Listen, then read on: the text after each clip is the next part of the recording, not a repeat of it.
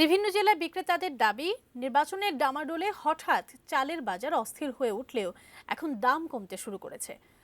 চাল বাজার পরিস্থিতি জানাচ্ছেন উত্তরাঞ্চলীয় ব্যুরো প্রধান চপল সাহা ও কুষ্টিয়া প্রতিনিধি শরীফুল ইসলাম। দেখব একটি ডেস্ক রিপোর্টের মাধ্যমে। চালের বাজারের অস্থিরতা নিয়ে শুরু হয় নতুন বছর।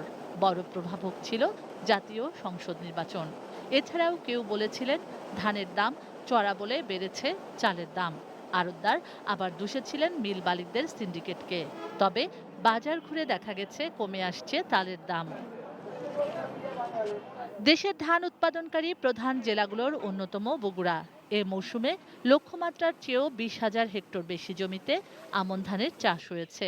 ফলনও বাম্পার। তবু কেন অস্থিতিশীল হলো চালের বাজার? ভুক্তভোগী ভোক্তাদের ধারণা, ভোটের সময় তৈরি করা হয়েছিল কৃত্রিম সংকট। ভোটের আগে একটু দাম বাড়ছিল, সেটা একটু এরপর একটু কমে গেছে একটু দাম। বেশি দামে কেনা পড়তেছে, যার জন্য একটু বেশি দামে বিক্রি করা। তবে দাম বৃদ্ধির ব্যাখ্যা দিলেন চালকল মালিক সমিতির এই নেতা। উত্তরাঞ্চলে শীত মৌসুমে একটু শৈত্যপ্রবাহ হয়, যার কারণে কিছুটা উৎপাদন ব্যাহত হয়। তাছাড়াও ভোটের ব্যাপারেও আরেকটা কথা থাকে যে হয়তো ভোটে যদি পরবর্তীতে কিছু বিশৃঙ্খলা হয়, হয়তো প্রোডাকশন ব্যাহত হতে পারে, হয়তো কিছু আড়তদারেরা এই বিষয়ে বেচা কেনা কিছুটা স্লো করতে পারে। পর্যাপ্ত মজুদ রয়েছে। খুচরা বাজারে দাম কমতে শুরু করেছে বলেও জানালেন তারা। মিলেরা সরকারকে চাল দিচ্ছে এবং পাশাপাশি মার্কেটও আপনার চাল সাপ্লাই করতেছে। আশা করি সামনে কয়েকদিনের ভিতরে চালের দাম আরও স্বাভাবিক, ধানের দাম যেহেতু 30-40 টাকা কমে গেছে, সামনে স্বাভাবিক হয়ে আসবে।